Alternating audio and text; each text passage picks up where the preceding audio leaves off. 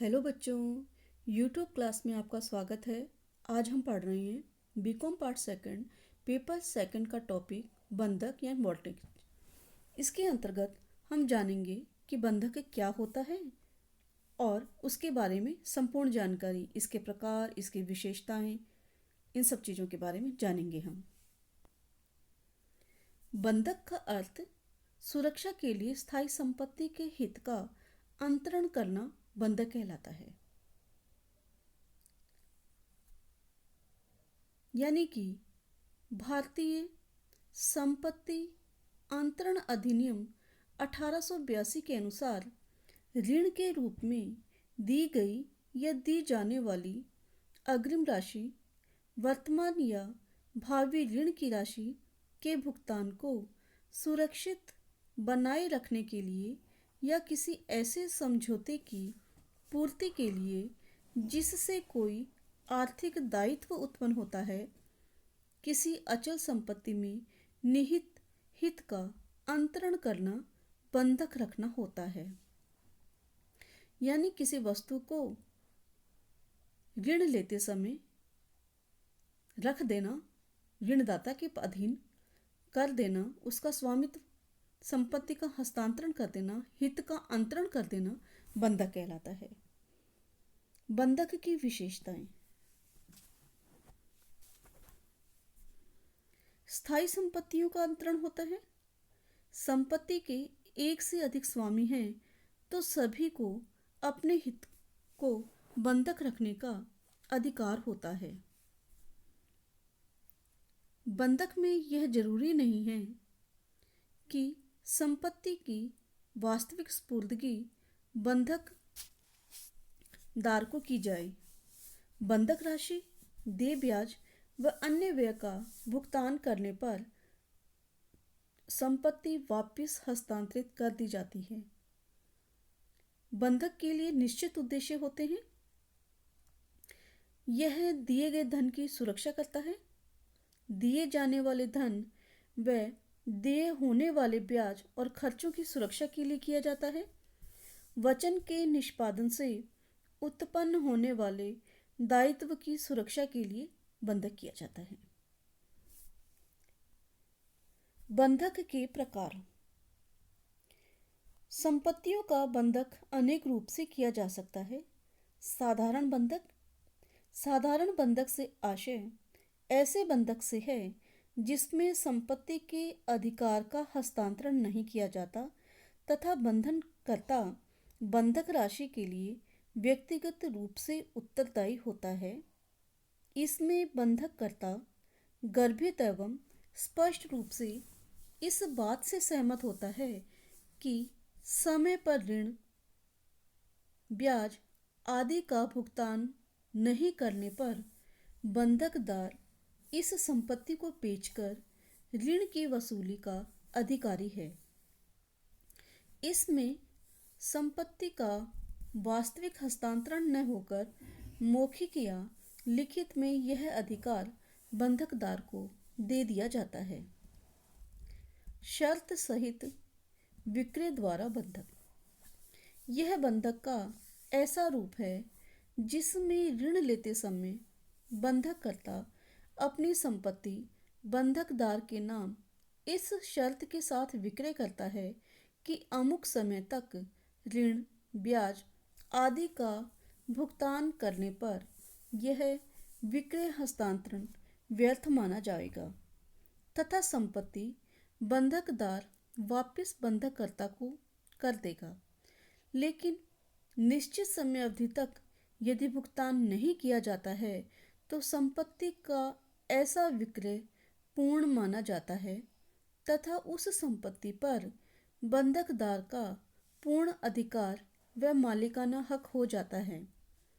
शर्त सहित बिक्री बंधक उसी स्थिति में वैध माना जाता है जबकि ऐसी शर्त बंधक समझौते में सम्मिलित की गई हो। सहलाभ या भोग बंधक। ऐसे समझौते में बंधककर्ता संपत्ति का कब्जा बंधकदार को प्रदान करता है तथा यह अधिकार देता है कि वह इस संपत्ति को तब तक अपने पास रखे जब तक कि उससे ऋण ब्याज आदि का भुगतान नहीं किया जाता है। इस प्रकार के बंधक में संपत्ति का कब्जा बंधकदार को किया जाता है। बंधकदार यानी कि बैंक के पास कब्जा तब तक रहता है जब तक कि उसे ऋण ब्याज आदि का भुगतान नहीं कर दिया जाता है। बैंक इसका उपयोग करने का अधिकारी होता है। ऐसी संपत्ति से प्राप्त किराया लाभ भी पूर्णतः अथवा अंशतः प्राप्त करने का अधिकारी होता है। ऐसी प्राप्त राशि से ऋण पर ब्याज, ऋण की राशि, खर्चे आदि का समायोजन किया जाता है। अंग्रेजी बंधक, इसके अंतर्गत भी बंधककर्ता अपनी संपत्ति का हस्तांतरण बंधकदार यानी बैंक को करता है और यह प्रतिज्ञा करता है कि वह पूर्व निश्चित तिथि को ऋण ब्याज आदि का भुगतान कर देगा। इसके अभाव में बैंक को संपत्ति बेचने का अधिकार होता है। यह भी साधारण बंधक के समान होता है। अंतर केवल यह है कि साधारण बंधक में भुगतान न करने पर न्यायालय में वाद प्रस्तुत करके बेचने का अधिकार प्राप्त होता है, जबकि अंग्रेजी बंधक में बंधकदार को बिना न्यायालय के आदेश के भी संपत्ति बेचने का अधिकार होता है। इसमें भी प्राय संपत्ति ऋणी के पास ही रहती है। मालिकाना हक पत्रों के निक्षेप द्वारा बंधक, यदि ऋण संपत्ति का वास्तविक हस्तांतरण न करके उस संपत्ति के स्वामित्व पर ऋणदाता बैंक के पास जमा कराकर ऋण लेता है तो ऐसा बंधक मालिकाना हक पत्रों के निक्षेप द्वारा बंधक कहा जाता है। इससे ऋणी उस संपत्ति को तब तक बेच नहीं सकता जब तक कि उसके मालिकाना हक प्रपत्र प्राप्त नहीं होते। इससे बैंक का ऋण भी सुरक्षित रहता है, साथ ही संपत्ति को सुरक्षित रखने और उसको संभालने की चिंता नहीं करनी पड़ती। ऐसे बंधक प्राय बड़े शहरों में होते हैं। मालिकाना हक प्रपत्रों के अंदर बैंक को किसी प्रकार की टेंशन नहीं रहती है कि उसको सुरक्षा करनी है कि नहीं करनी है। इस प्रकार के बंधक पत्रों में ऋण का होना, संपत्ति के अधिकार पत्रों को बंधकदार यानी बैंक के पास जमा कराना और बंधककर्ता द्वारा समय पर ऋण का भुगतान न करने पर बैंक न्यायालय से आदेश प्राप्त कर संपत्ति अपने कब्जे में ले सकता है, वह उसका विक्रय कर सकता है। इसे विश्वास बंधक भी कहते हैं। अवर्गीकृत बंधक, यदि कोई बंधक उपरोक्त में से किसी से संबंधित नहीं है तो उसे हम विलक्षण बंधक या अवर्गीकृत बंधक भी कहते हैं। बंधकदार के अधिकार, संपत्ति अपने अधिकार में करने का अधिकार। यदि बंधककर्ता ऋण ब्याज आदि राशि का भुगतान समय पर नहीं करता है तो बंधकदार को यह अधिकार होता है कि वह न्यायालय के आदेश लेकर संपत्ति अपने अधिकार में ले लेवे। संपत्ति बेचने का अधिकार, बंधकदार न्यायालय से आदेश प्राप्त करके संपत्ति का विक्रय करने का भी अधिकार रखता है, लेकिन कई परिस्थितियां ऐसी होती है जिसमें कि उसे न्यायालय की अनुमति लेने की आवश्यकता नहीं होती। जैसे कि अंग्रेजी अनुबंध होने पर बंधक अनुबंध में न्यायालय की अनुमति के बिना संपत्ति विक्रय का अधिकार यदि दे दिया गया है, या बंधक की गई संपत्ति बंबई, कलकत्ता, मद्रास या इस उद्देश्य हेतु सरकारी गजट में घोषित शहरों में हो। उपरोक्त तीनों स्थितियों में बंधकदार को संपत्ति विक्रय करने से पूर्व बंधककर्ता को लिखित में नोटिस देना होगा कि यदि ऋण ब्याज आदि राशि का भुगतान नहीं किया गया है तो वह संपत्ति बेच दी जाएगी। बंधक पट्टे के नवीनीकरण का अधिकार। बंधकदार यानी बैंक को धारा 70 के अनुसार बंधककर्ता द्वारा चाहने पर बंधक संपत्ति की नवीनीकरण का अधिकार है। बंधकदार देय तिथि तक ऋण शोधन करने में असफल रहता है तो उसे ऋणी के विरुद्ध वाद प्रस्तुत करने का अधिकार होता है। बंधकदार को बंधक संपत्ति पर किसी कारण से व्यय की गई राशि वसूल करने का भी अधिकार होता है। बंधकदार को संपत्ति में हुई अभिवृद्धि को प्रतिभूति में रोकने का अधिकार होता है। यदि गिरवी बंधक रखी संपत्ति में किसी तरह की वृद्धि होती है तो वह उसे रख सकता है गिरवी के रूप में। गिरवी एवं बंधक में अंतर। संपत्ति की प्रकृति में गिरवी में ऋणों की प्रतिभूति चल संपत्ति होती है, जबकि बंधक में ऋणों की प्रतिभूति अचल संपत्ति होती है। माल का विक्रय।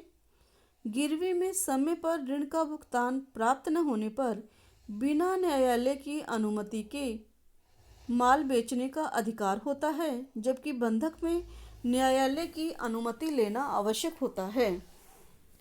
संपत्ति या माल की स्पुर्दगी। गिरवी में माल या संपत्ति की वास्तविक स्पुर्दगी अनिवार्य होती है, जबकि बंधक में संपत्ति की स्पुर्दगी वास्तविक या रचनात्मक दोनों तरीके से हो सकती है। लिखित।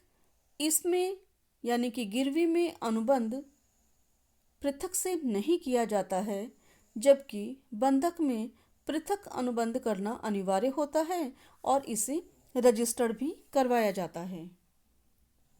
एक छोटा सा टॉपिक और है जिसे हम प्रभार के रूप में जानते हैं। प्रभार, इसमें किसी ऋणी की वर्तमान या भविष्य की संपत्ति ऋणदाता को ऋण के शोधन के लिए प्राप्त करने का प्रावधान होता है। इसमें संपत्ति हस्तांतरित नहीं की जाती है, अर्थात ऋण का समय पर भुगतान न करने की स्थिति में ही वह संपत्ति भार युक्त होती है, अन्यथा नहीं। प्रभार और बंधक में अंतर। प्रभार में संपत्ति हस्तांतरित नहीं की जाती है, जबकि बंधक में संपत्ति का हस्तांतरण किया जाता है। प्रभार में ऋण का भुगतान समय पर नहीं करने पर ही प्रभार संपत्ति का उपयोग ऋण भार के शोधन के रूप में किया जा सकता है। प्रभार किसी अनिश्चित अवधि के लिए हो सकता है, जबकि बंधक ज़्यादातर निश्चित अवधि के लिए होता है। प्रभार किसी निश्चित या अनिश्चित राशि के शोधन के लिए हो सकता है, जबकि बंधक किसी निश्चित राशि के लिए होता है। बंधक पक्षकारों की आपसी समझौते के द्वारा होता है, जबकि प्रभार समझौते या कानून की लागू होने पर हो सकता है।